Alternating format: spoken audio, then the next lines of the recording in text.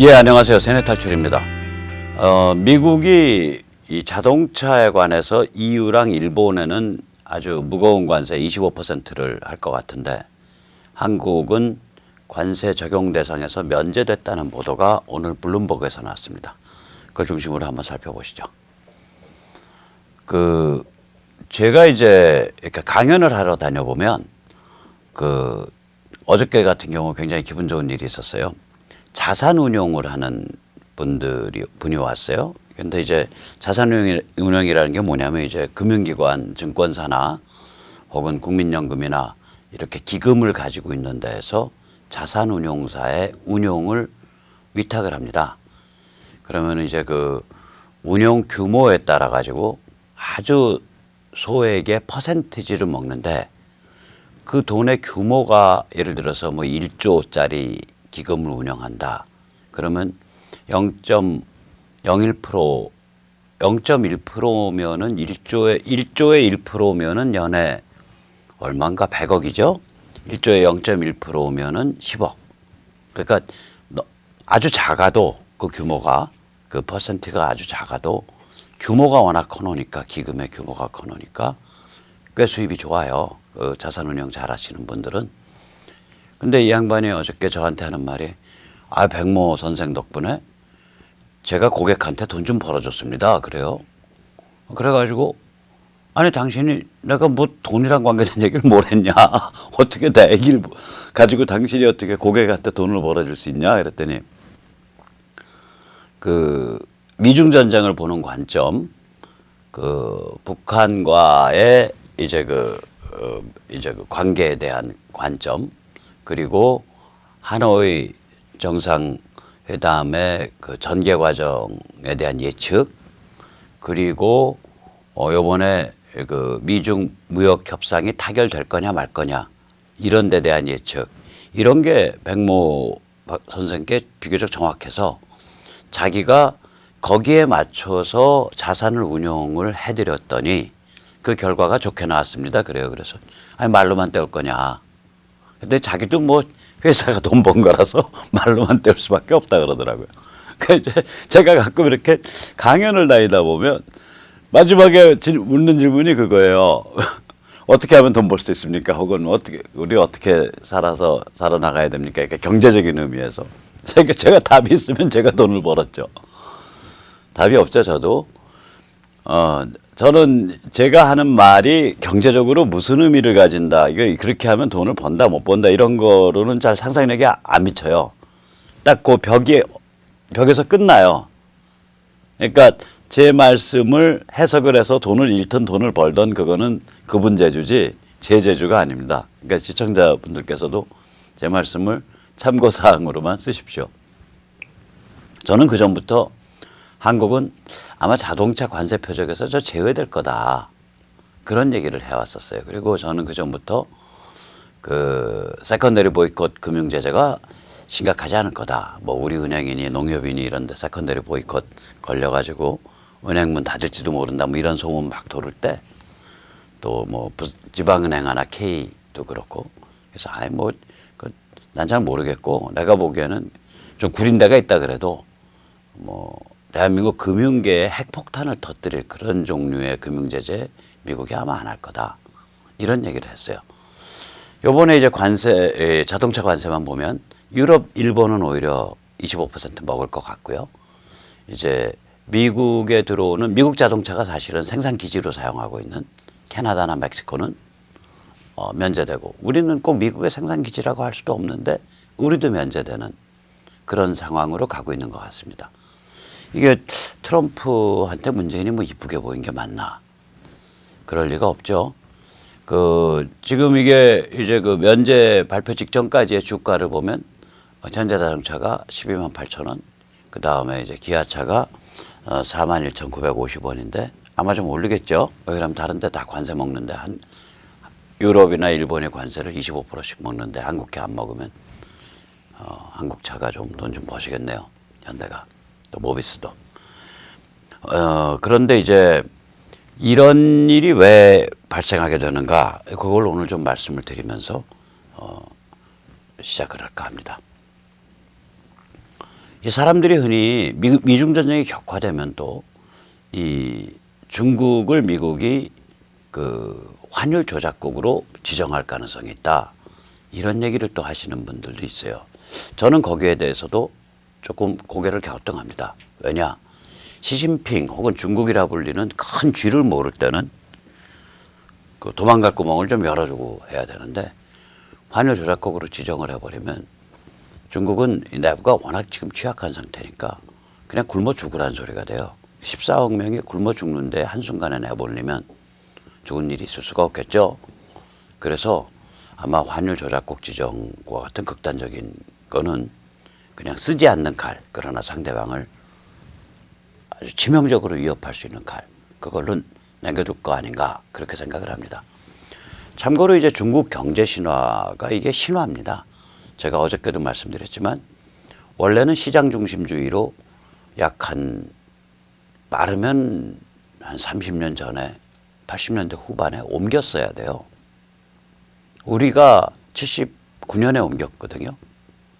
우리의 그때 국민소득 수준이나 이런 걸로 이렇게 생각을 해보고 또 우리는 국가 자본주의라고 하더라도 사유재산과 시장을 처음부터 아주 극존중하고 시작한 대한민국 아닙니까? 오남 이승만 대통령이 건국하실 때부터. 근데 이 중국은 이 극좌, 어느 정도 극좌냐? 공산주의 실험한다고 5천만 명을 굶겨 죽인 사건이 대약진 운동이에요. 1950년대.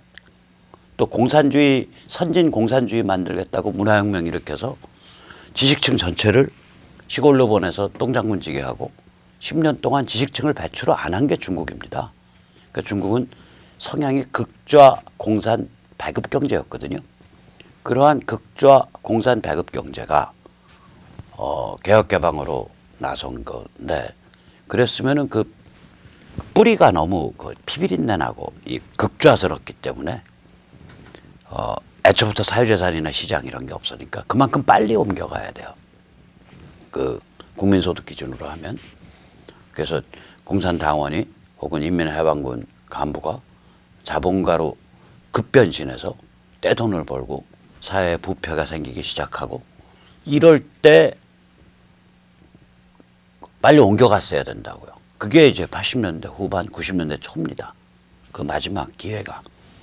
그거를 놓쳤거든요, 중국이.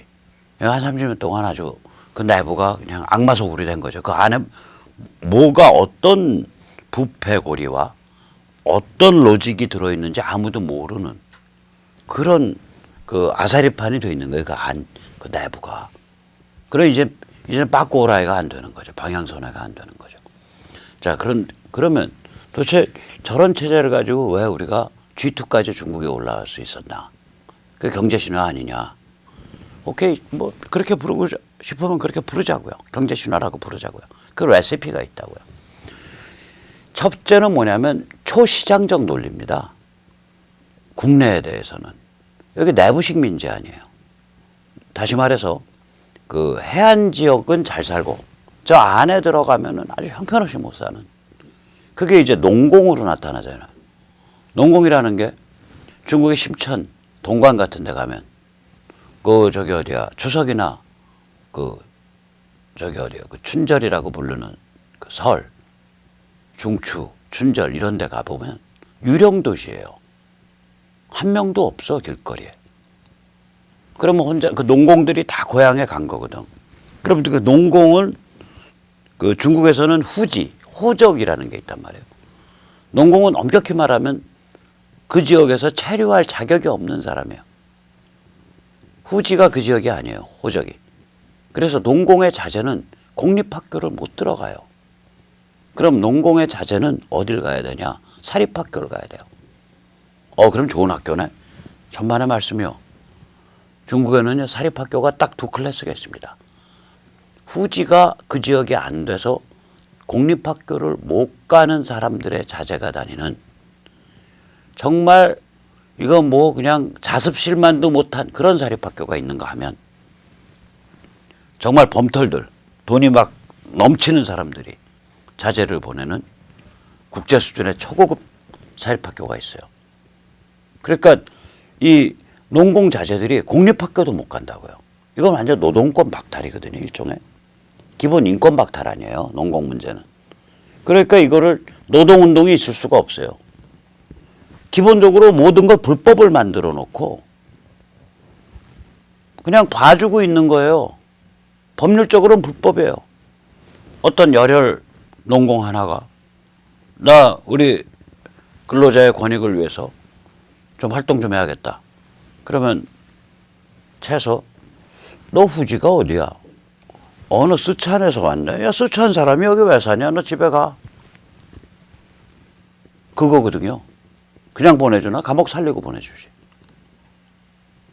그러니까 여긴 기본적인 노동권 다 박탈되어 있고 완전 내부식 민지라고 이게. 그 다음 환경오염도 심하잖아요. 환경오염에 대해서 코스트 지불을 안 하잖아. 우리 같은 경우 공장을 한다. 그러면 그 오폐수 처리, 그 다음에 그 대기, 그 배출가스 처리 이거에 엄청난 그 투자를 하고 그 다음에 그걸 관리하는 데 또 돈을 들여야 되고 이런 게 있단 말이야. 거기 그런 개념이 없거든. 그 다음에 금융이 완전히 관치아니에요. 인민해방군에 줄을 서고 사실 인민해방군에 기업이나 다름없는 그런 기업 같으면은 정부가 막 일감도 몰아주고 관계도 다 동원해주고 금융도 몰아주고 그런 거 없으면 그냥 자기 한 몸으로 그냥 먹고 살아야죠. 그러니까 이게 국내가 완전히 초시장적 논리예요. 거기다가 위안화 환율 조작을 하잖아요. 이게 뭐냐면 위안화 가치를 하향 조작한단 말이에요. 이걸 심리적 마지노선을 7유안이라 그래요. 이게 위안화 가치를 아무리 정부가 낮게 매기고 싶어도 그 낮게 매기면 결국은 부메랑으로 돌아오거든요. 그 부메랑의 첫 번째 부메랑 수입 물가가 올라가죠. 두 번째 부메랑 뭘로 들어오냐? 그 왜곡돼요. 투자 행위가. 그 나중에 조금 이따 보시면 돼요. 그런 여러 가지 그 근본적 부메랑이 쌓인단 말이에요. 그런 반작용이. 그러나 수출은 촉진시킬 수 있잖아요. 그러니까 대략 7유안 정도까지가 마지막 감당할 수 있는 위안화 선인데 지금 7위안 오늘 지금 6.9위안 넘겼다고요. 조금 다시 빠졌는지 모르겠는데 얼마 전에 봤을 때 6.9위안 넘겼었어요. 위안화 가치가 불과 뭐 6.5, 6.4에서 여기서부터 쭉 올라온 거예요. 한두 달 사이에. 한 달 사이지요. 한 달 사이. 6.5원짜리에서 6.5, 6.5 그 원짜리에서 올라왔단 말이에요. 1달러당. 그러면은 이게 이제 그렇게 해서 위안화 환율을 조작해 갖고 수출을 촉진한단 말이에요. 그러면 야, 우리는 혹시 환율 조작 안 하냐? 대한민국은 이런 의심이 들 때가 있잖아요. 이거 좋은 의심이에요. 한국은요 자유 변동 환율제입니다. 그게 1997년부터입니다. 무슨 얘기냐면 완전히 시장 논리예요, 사실은. 그러니까 한국 같으면은 이 환율 조작이 사실상 불가능해요. 중국은 관리 환율이에요. 정부가 정해줘요. 그러면 정부가 그때그때 매일매일 환율을 발표합니다. 거래 기준환을 매일 발표하는 겁니다. 그런데 이 정부가 그냥 뭐 엿장수 마음대로 정하는 게 아니라 정부가 정하는 방식이 있잖아요. 그 방식을 2017년에 재작년에 엿장수 마음대로 할 수 있는 요소를 도입을 강화해 놨어요. 그게 경기 대응 조정 요인을 반영하겠다. 아니, 경기 대응을 어떻게 조정한다는 건 엿장수 마음 아니에요. 그걸 일부 반영하겠다 이거예요. 그래서 사실은 그 중국이 일종의 환율 조작국인 거 맞습니다. 근데 이거를 바로 환율 조작국으로 때려가지고 목줄을 확 조여버리면은 그걸로 가는 거예요. 14억이. 그래서 아마 이런 식이 아니라 중국 내부의 문제로 점진적으로 골병이 깊게 드는 방식을 취할 가능성이 높다라고 저는 봐요. 미국이 환율 조작국을 지정을 하는 그런 방식이 아니라. 근데 이 환율 조작한다고 아까도 말씀드렸지만 이게 다 비정상 아니에요. 그러니까 국내 경제는 초시장적 논리로 완전히 수출 위주로 해갖고 나머지 다 환경이든 노동인권이든 뭐 공정거래든 공정경쟁이든 다 눌러 밟아놓고 그 다음에는 저기 수출 굴뚝 뽑아서 굴뚝 위로 불길 솟게 만들어서 아 우리 달러 벌었다 이러면서 돌아왔던 체제 이게 그럼 여기에 부작용이 있을 거 아니에요. 당연히. 정상적인 시장 경제가 아니니까. 우리는요, 이 박정희 대통령 돌아가시던 해 그 연초에 박 대통령이 시장 경제로의 전환, 그때 이름으로 안정화 정책을 정했고, 그거를 전두환 대통령이 굳건히 지켜냈고, 그 다음에도 그 전통이 이어져 갔고, 우린 차례로 굉장히 시장의 시장의 흐름과 이렇게 같이 가는 방식이 됐어요. 79년부터 한 10여 년에 걸쳐 가지고. 그 맨 마지막이 이제 저거죠. 금융실명제, 토지실명제, 주식실명제 이런 것들이죠. 그래서 우리는 완전히 시장이랑 같이 가는 방향이 됐는데, 이 중국은 이런 식의 인위적인 체제를 가지고 G2까지 올라섰단 말이에요. 그 문제가 쌓여져 있었다고요. 그게 이번에 불거져 나오고 있어요. 그래서 미국이 구태여 환율 조작국을 지정을 해서 중국에다 모두게 밧줄을 채워갖고 그냥 교수형을 턱 시키는 그런 방식이 아니더라도 스스로 죽을 길로 지금 들어가고 있습니다. 천천히. 그러니까 경제는 완전히 사회는 빠가가 나지만 사람들은 어떻게든 적응해서 또 굶어 죽지는 않는 상태가 되는 거죠. 그게 올바른 방법이죠. 14억 명이 굶어 죽는데 이러면은 그게 보통 일입니까? 자, 보시죠. 중국의 은행이 지금 달러가 말라가고 있어. 달러가. 그럼 사람들이 야, 은행에서 달러가 말라? 그 말이 되는 소리냐? 이거 잘 몰라요. 국내 신문에서도 이거 잘 안 다뤄요. 저도 이거 해외 언론에서 보고 야, 이게 뭔 일이래 하고 한참 들여다보고 나서 이게 이런 거였구나 하고 끄덕끄덕했어요. 지금 중국 국가의 외환 보유고는 3조 달러가 있습니다. 지금 지난달 기준으로. 그런데 이건 중국 국가의 외환 보유고고 민간 사이드를 보자고, 은행을 보자고. 물론 중국의 뭐 민간이라고 표현할 수 있는지 몰라도 어쨌거나, 그러니까 국가가 관리하는 외환 보유고 말고 민간 쪽을 딱 보면 비국, 그러니까 일단 그래도 뭐 해외에 거래하는데 기업이든 은행이든 거기를 보면 그 경제 주체죠, 일종의. 일단 지금 일어나고 있는 일이 경기가 침체돼 있고 달러가 강세인데다가 미 연준이 양적 긴축, 그러니까 양적 팽창을 했었죠. 금융위기 때 2009년 금융위기 때 2008년에 시작된 지금 양적 긴축이거든요. 그래서 미 연준이 통화 긴축을 하고 있다고요. 달러를 걷어들이고 있단 말이에요. 기준율이 지금 2.5%인가 지준율이 미 연준에서 발표한 게. 그러니까 이게 이제 중국은행에서 이 일이 진행되면서 위기가 굉장히 심해지고 있는 거예요. 이게 한 1, 2년 사이에 이렇게 돼버린 거예요, 이게. 그래서 2018년에 중국 기업의 부도가 사상 최고에 달했어요. 왜 중국은행에서 달러가 말라가냐. 중국 기업들의 달러 표시 부채가 상당히 많아요. 그러니까 외화 부채죠. 그러니까 애초에 빌릴 때 기업이 직접 외국 금융기관으로부터 돈을 빌리면서 나 달러로 갚을게요 라고 약속하고 돈을 빌렸단 말이에요, 기업 자체가. 이게 앞으로 30개월 동안 기업이 상환해야 되는 달러 표시 부채가 무려 2.25조 달러입니다. 2.25조 달러입니다, 이게. 그러니까 기업들이 은행에 달려가서 야, 달러 대출해줘, 달러 대출해줘 이럴 거 아니에요. 지금 기업이 사정이 안 좋으니까. 그래서 중국은행에서 달러가 쫙 빠져나가고 있는데, 이게 달러가 빠져나가면서 중국은행 자체도 달러 빌려와야 될 거 아니야. 그러니까 밖에서 달러 빌려왔다고. 근데 달러 대출해간 기업이 망해서 자빠졌네. 그럼 부실채권이 된 거 아니야. 그래서 결국은 중국은행이 어떻게 몰려갔냐면 자기가 빌려온 달러 채무가 기업한테 내준 달러 채권보다 커졌어요. 불과 1, 2년 사이에. 이게 그걸 보여줘요. 은행의 달러 표시 채권보다 은행의 달러 표시 채무가 커진 거예요. 중국의 유수은행들이 다 그래요. 여기서 이제 4개 은행을 정확하게 한번 요 그림을 확대해서 보자고요. 이게 보면 2015년, 2016년까지는 저 선 위에 있으면 저게 플러스예요. 이 색깔은 이렇습니다. 이 짙은 노란색, 황토색에 가까운 노란색이 저 건설은행, 세계적으로 굉장히 큰 은행이죠. 그 다음에 연두색이 공상은행, 인더스트리얼 앤드 커머셜 뱅크라 그러죠. 영어로는. 그 다음에 병아리색이 중국은행, 뱅크 오브 차이나.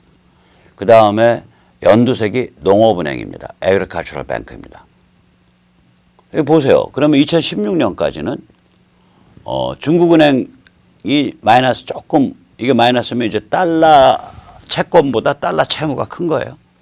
중국은행이 조금 마이너스지만 나머지는 그래도 플러스잖아요. 근데 중국은행 자체도 보세요. 불과 2013년까지만 해도 2014년까지만 해도 달러 표시 채권이 완전히 엄청 많았었잖아요. 지금 빌리언 단위니까 저게 몇 칸이야. 2014년을 기준으로 해서 2칸이 넘네. 2칸이 넘으면은 저게 한 칸, 2칸이니까 500억 달러 이상, 우리 돈으로 하면 50조 원, 60조 원 정도, 그러니까 60조 원의 달러 표시 채권으로 가지고 있었고 달러 표시 채무는 별로 없었다고요. 중국 농업은행이. 근데 2018년 딱 보시면 달러 표시 채권이 이제 하나도 없고 달러 표시 채무만 얼마를 지고 있냐? 750억 달러. 그러니까 우리 돈으로 하면 750억 달러면 빌리언이니까 얼마야? 750억 달러네. 그러니까 1빌리언이 1조니까 750조? 10억. 그렇죠. 10억 달러가 1조죠. 저렇게 지금 돼 있는 거예요. 살벌한 거래요, 상황이.